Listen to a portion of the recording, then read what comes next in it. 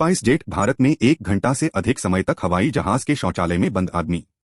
Spice jet के विमान के शौचालय में 1 घंटा से अधिक समय तक बंद एगो आदमी। भारत से आयल एगो यात्री हवाई जहाज के शौचालय में 1 घंटा से अधिक समय तक फंसल रहे जब उड़ान के बीच दरवाजा खराब हो गई। ये आदमी मुंबई से बेंगलुरु शहर खातिर स्पाइस जेट के फ्लाइट में रहे जवन की सामान्य तौर पर 105 मिनट के सफर होखेला जब ओकरा ए छोटन शौचालय के भीतर फंस जाए के समस्या के सामना करे के पड़ल। मंगलवार के सवेरे बेंगलुरु में उड़ान उतरला के बाद उनुका के बचा लिहल गई।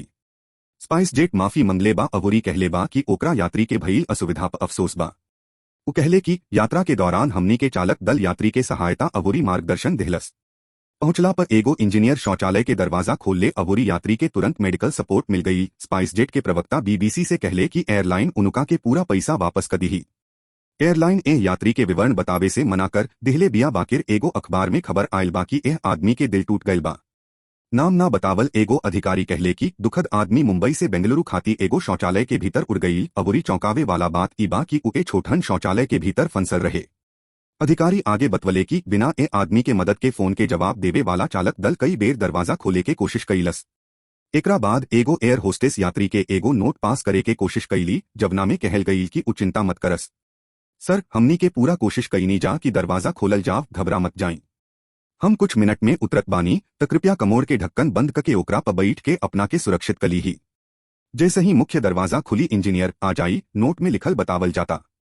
ई घटना ओ घड़ी भइल जब भारत के विमानन मंत्री कहले बाड़न की उ देश के 6 गो बड़का हवाई अड्डा पर युद्ध कक्ष लगा दी जवना से यात्रियन के सामने आवे वाला मुद्दा के आसानी से समाधान हो सके। रविवार से दिल्ली में घना कोहरा के घेराबंदी के बाद हजारों घरेलू उड़ान में देरी हो गई बा। एयरलाइंस पर कोहरा के जांच खाती कवर देवे के आरोप लागल बा। बाकिर आंदोलित यात्री एयरलाइंस आ हवाई अड्डा पर अपर्याप्त संचार के आरोप लगवले बाड़े।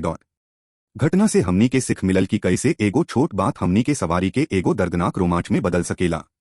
यहाँ हमनी के सबके सुझाव देवे के चाहत बानी जा कि उ लोग सुरक्षित अवोरी आत्मसुरक्षित रही। अवोरी एयरलाइंस से निहोरा कई चाहब कि उ लोग ऐसन समस्या के सही तरीका से दूर करे ताकि यात्री सुरक्षित अवोरी आत्मनिर्भर महसूस कर सकस। धन्यवाद।